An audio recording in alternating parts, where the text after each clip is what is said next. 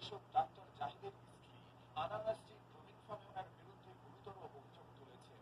আনা নাসরিন রুমিনের ব্যক্তিগত ভিডিও ব্যবহার করে বছরের পর বছর ধরে তার স্বামীকে ব্ল্যাকমেইল করার অভিযোগ করেছেন।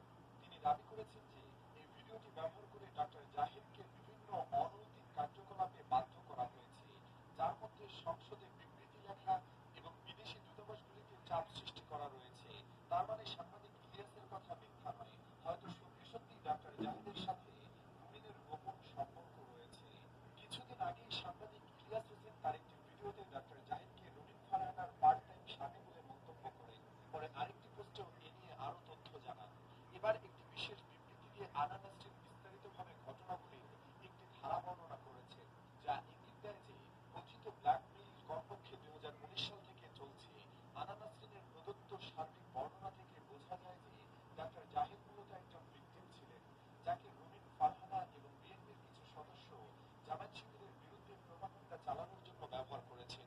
এই ঘটনাগুলির বৃদ্ধি এবং আনা নাসরিনের পরিবারের উপর এর ব্যক্তিগত প্রভাব, কথিত ব্ল্যাকমেইল এবং রাজনৈতিক শোষণের মারাত্মক পরিণতি তুলে ধরে। নাসরিনের মতে 2021 সালের 21শে জুন তাকে একজন অজ্ঞাত সূত্র থেকে প্রথম জানানো হয় যে একজন রুমিন ফারহানা তার স্বামীর একটি ব্যক্তিগত ভিডিও ধারণ করেছেন। সূত্রটি অভিযোগ করে যে এই ভিডিওটি ব্যবহার করে ডাক্তার জাহিদের কাছ থেকে বিভিন্ন অনৈতিক সুবিধা আদায় করা হচ্ছে, যার মধ্যে সংসদীয় আলোচনায় প্রভাব বিস্তার করা থেকে শুরু করে বিদেশি দূতাবাস থেকে আমন্ত্রণ আদায় করা পর্যন্ত রয়েছে। অজ্ঞাত সূত্রটি আরো দাবি করে যে তাদের কাছেও একই ভিডিও রয়েছে। এই প্রকাশনার পর